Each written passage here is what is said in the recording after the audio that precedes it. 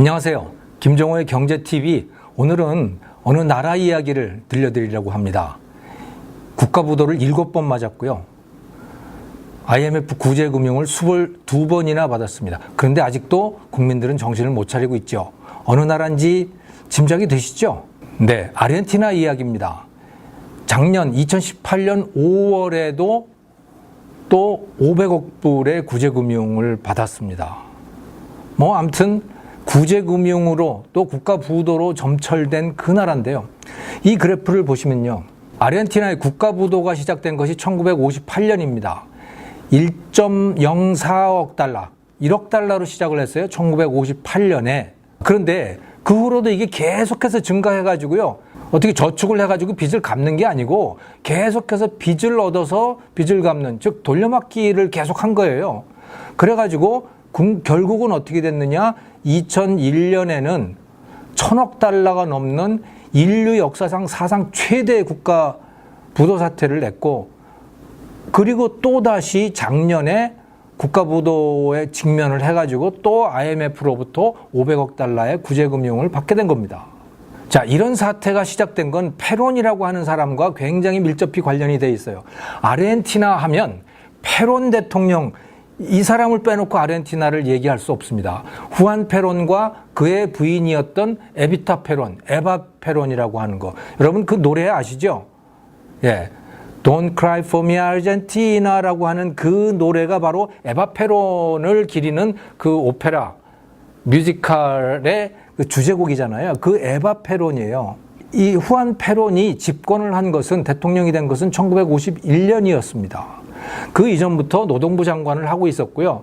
사실은 1946년에 쿠데타로 집권을 했는데 이제 집권 세력이 돼가지고 노동부 장관을 했고 51년에 대통령이 되거든요.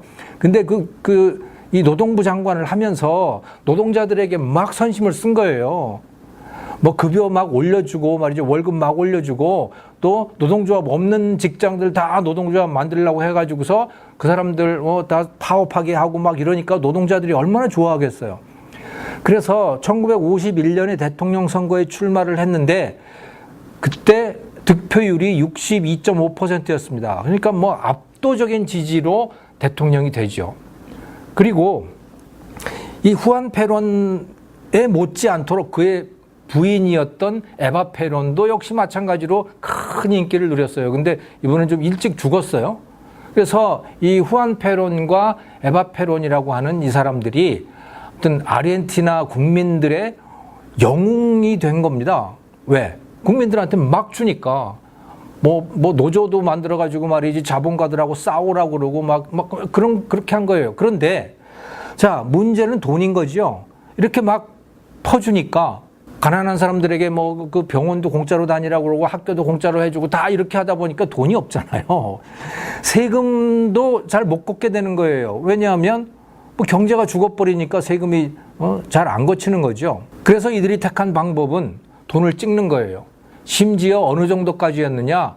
그 아르헨티나에 있는 그 돈 찍는 기계, 윤전기가 부족해가지고 이탈리아에서 돈을 수입해 올 정도로, 이탈리아에서 아르헨티나 돈을 찍어가지고 수입을 해온 거예요. 윤전기가 부족해서. 그럴 정도로 돈을 막 쓴 겁니다. 그것도 부족하니까 외국에서 돈을 빌려오고 이렇게 한 거예요. 그러다 결국 어떻게 됐는지 1956년 무렵 돼가지고 이제 국가 부도 사태에 직면을 하게 된 겁니다. 도저히 갚을 수가 없는 상태가 된 거예요. 그러니까 나라가 난리가 나지 않겠어요? 그래서 군부에서 이제 페론한테 덤빈 거죠. 그래가지고 이때 갈등이 생기고, 그래서 이때 페론이 콜롬비아라고 하는 나라로 이제 망명을 떠나게 됩니다. 네. 그리고 군부가 장악을 하죠. 군부가 장악을 했는데도 그 국가부도 사태는 막을 수가 없었어요. 그래서 1958년에 최초의 국가부도가 나게 되고요. 그 이후로 엎치락뒤치락이에요. 군부 정권 자기들끼리 서로 쿠데타 해가지고 뒤집어 엎고 그렇게 되죠. 1980년대 초에 군부 정권이 끝나고 민주화가 이루어졌죠. 그런데 우파가 장악을 하든 좌파가 장악을 하든 간에 고치지 못하는 게 바로 이 재정 적자 문제였던 거예요. 국민들에게 공짜로 뭔가를 주는 이것은 고칠 수가 없었던 거예요. 1990년대 초반에 좀 그것을 했었는데 결국 그것도 실패를 하고 말지요. 그래서 결국 1,000억 달러를 넘어가는 인류 역사상 최대의 국가 부도 사태를 선언을 하기에 이르게 되는 겁니다. 유가가 막 올라가잖아요. 아르헨티나도 이제 산유국인데 유가가 올라가니까 와, 살만해진 거죠. 기름 팔아가지고. 그러다가 기름값이 떨어지니까 또 뭐 엉망진창이 돼버린 거예요. 그래서 빚도 좀 갚고 그랬었는데 다시 빚이 늘어나기 시작해가지고 또다시 2018년에 500억 달러에 이르는 그 빚을 갚지 못해서 IMF로부터 구제금융을 받기에 이르게 된 것입니다.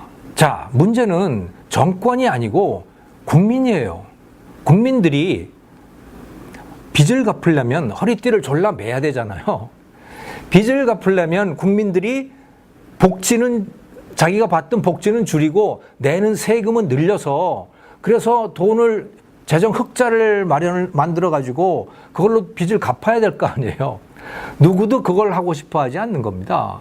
지금은 아르헨티나의 우파 정권이 집권을 하고 있어요. 2015년인가 집권을 한 거로 제가 기억을 하는데 이 우파 정부가 집권을 하면서 약속을 했던 건 뭐냐면 그 이전에 패론주의자들 좌파 정권이 만들어 놨던 쌓아놨던 그거를 그 빚을 내가 갚겠다라고 약속을 한 거죠.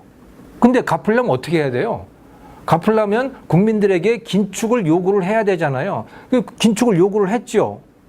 그래서 공무원 숫자도 줄이겠다, 복지도 줄이겠다. 근데 국민이 그걸 견디느냐? 못 견뎌요. 못 견딥니다. 그래가지고 결국은 어떻게 됐느냐? 지금 마크리 대통령이 이제 재선에 출마를 하게 되는데 재선을 앞두고 어떻게 되느냐? 다시 국민들에게 선심을 쓰기 시작했습니다. 그래서 빈민층에게 복지를 뭐 40%인가를 늘려주겠다 그러고 뭐 이렇게 됐어요. 그러니까 다시 재정 적자가 GDP의 7%까지 다시 늘어나게 된 거예요. 왜? 국민들이 견딜 수가 없거든요. 이들은 현실을 직시하지 않고 있어요.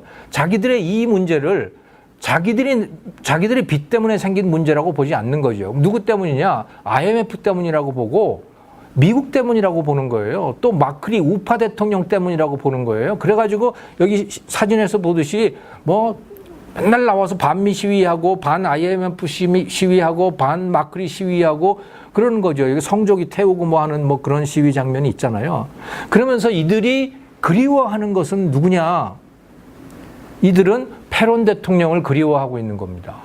아직도 여러분 이 사진 보고 계시죠? 이 사진이 뭐냐면 부에노스아이레스에 에바 페론이 생전에 입었던 그 드레스들이 있잖아요.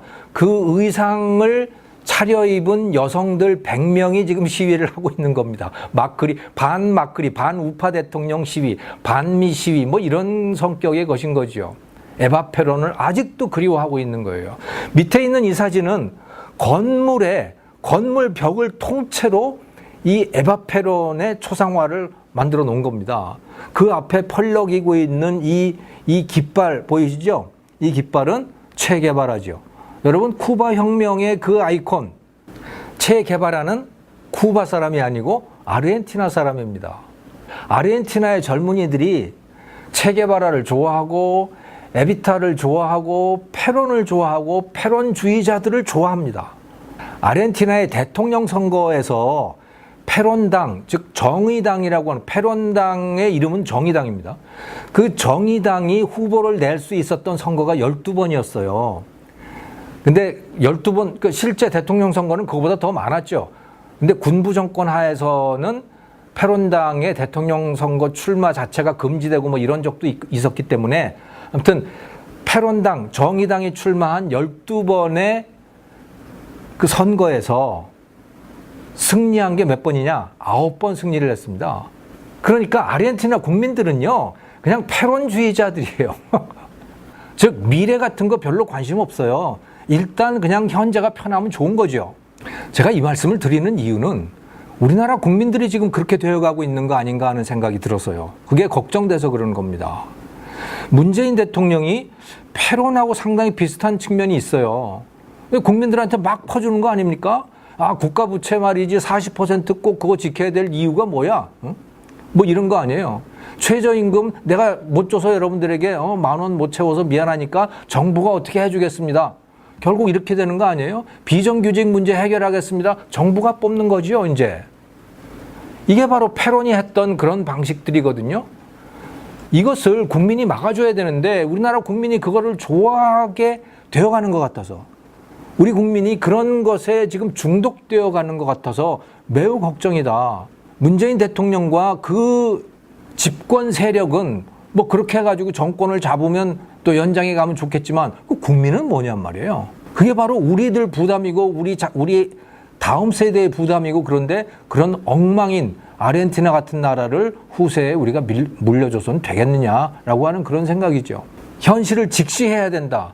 지금 우리가 갖고 있는 돈보다 더 쓰면 뭐 조만간 망한다, 부도난다. 이건 너무나 명확한 거잖아요. 아르헨티나의 사례를 우리의 타산지석으로 삼았으면 좋겠다라고 하는 취지에서 말씀을 드렸습니다. 감사합니다.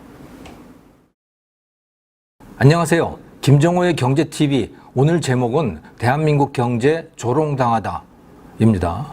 블룸버그 통신이라고 들어보셨죠, 여러분? 주로 경제를 담당하는 그런 통신사인데 이 칼럼이 하나 올라왔어요. 한때 아시아의 호랑이였던 사우스 코리아가 이제 개집 속에 들어가 있다. 도그하우스에 들어가 있다는 거예요. 한때는 호랑이였던 이 나라가 이제 강아지 수준으로 전락을 했다라고 하는 이런 이야기입니다. 이것이 바로 그 칼럼인데요. 칼럼 주제는 이거예요. 지금 그러니까 한국은행이 기준금리를 인하를 했는데 인하한 건 제대로 된 방향이다.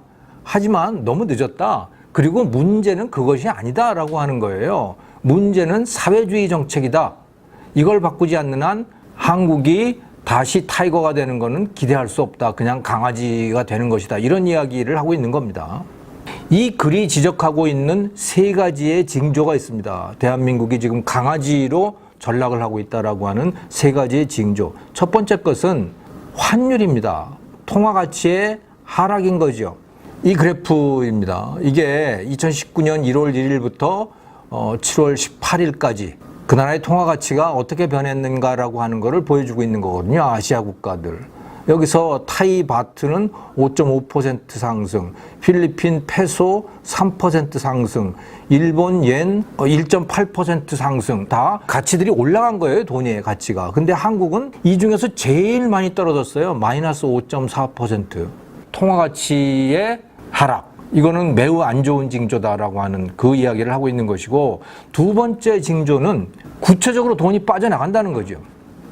이 그래프를 보시면 오른쪽에 있는 그래프는 코스피 200의 ETF라고 하는 건데, 이 ETF라고 하는 것은 그냥 주식의 지수에 투자를 하는 거라고 보시면 되는 겁니다. 그래서 이거는 코스피 200대 주식, 왼쪽에 보이는 거는 이거는 베트남의 주식시장 전체 그 지수를 보고 투자를 하는 그런 거예요. 여기서 이 칼럼이 얘기를 해주고 있는 것은 돈의 흐름을 보라는 거죠. 이거는 이제 누적 자금 흐름이라고 하는 거거든요. 거기에 돈이 얼마나 들어가는가라고 하는 거예요. 한국 사람들의 돈이 얼마나 들어가는가를 보여주고 있는 겁니다. 코스피 200 ETF에는 들쭉날쭉 하다가 2018년 하반기부터는 계속해서 떨어지고 있잖아요. 한국 주식에는 돈을 빼는 겁니다, 지금.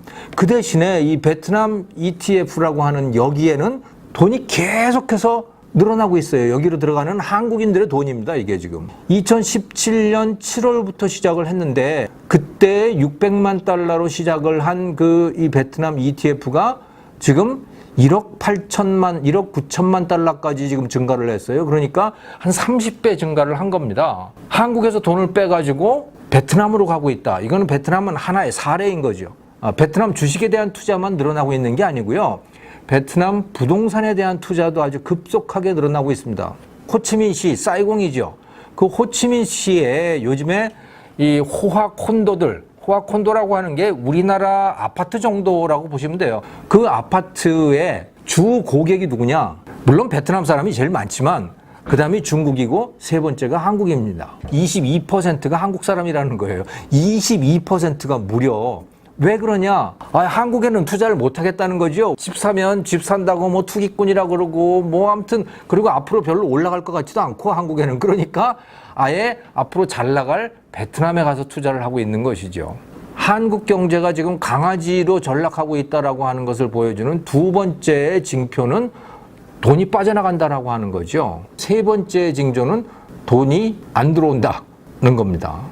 그래서 경상수지 흑자가 줄어들고 있다는 이야기를 하고 있어요. 이 그래프에 보시면 2016년까지는 경상수지 흑자가 계속 늘어나잖아요. 그렇다는 얘기는 이게 달러가 한국으로 들어오고 있다는 얘기인 거거든요. 그런데 2016년 하반기부터는 급격하게 줄어들고 있어요. 이 경상수지 흑자가. 즉 외국으로부터 들어오는 달러의 유입량이 줄어들고 있다라고 하는 것을 보여주고 있는 거죠. 그래서 보면 GDP의 7.5% 2016년 6월 30일 날 그러던 것이 2019년 3월 30일 기준으로 보면 GDP의 4.5%로 떨어졌어요. 점점 줄어들고 있는 거죠. 외국에서 들어오는 달러가. 이것도 한국 경제가 강아지로 전락하고 있는 굉장히 중요한 징표다 이렇게 이야기를 하고 있는 겁니다. 물론 경상수지가 흑자냐 적자냐 또 흑자의 규모가 뭐 몇 퍼센트냐 그것 자체가 문제는 아니에요. 경상수지 흑자가 줄어드는 이 흐름이 어떤 맥락 속에서 지금 나타나고 있느냐라고 하는 게 문제인 거죠. 1990년대까지만 하더라도 한국의 경상수지 적자가 그러니까 흑자가 아니고 아예 적자가 엄청나게 컸잖아요. 그럼에도 불구하고 그것은 건전한 적자였던 겁니다. 왜? 투자를 하기 위해서 생겨난 적자였기 때문이죠. 근데 지금은 어떠냐? 우리의 경제력이 쇠하고 있는 것에 대한 징표인 겁니다. 지금 이게. 그래서 이 사람도 이렇게 지적을 하고 있는 것이죠. 자, 그럼 어떻게 해야 될 거냐? 이 슈이렌의 얘기는 금리 인하? 오케이. 뭐 그게 조금은 효과가 있을지 모르겠다. 하지만 그거는 그냥 임시 변통에 불과한 것이고 근본적인 해법은 아니다. 이게 절대로. 그 근본적인 해법은 뭐냐? 문재인 대통령이 사회주의 정책을 재고하는 거. 근데 점잖게 표현해서 재고지요. reconsider. 그냥 직선적으로 얘기하면 사회주의 포기하란 얘기죠. 사회주의 포기하고 이제 좀 정상국가로 돌아가라는 이야기를 이 사람이 하고 있는 겁니다. 아시아 경제 전문가이죠. 이제는 나라 밖에서 보기에도 한국 경제가 쪼그라들고 한국이 이상한 방향으로 나가고 있다라고 하는 것을 이제 대놓고 이야기를 하기 시작했습니다. 참 걱정이면서 마음이 아픕니다. 오늘은 대한민국 경제 조롱을 당했다라고 하는 그런 내용으로 말씀을 드렸습니다. 감사합니다.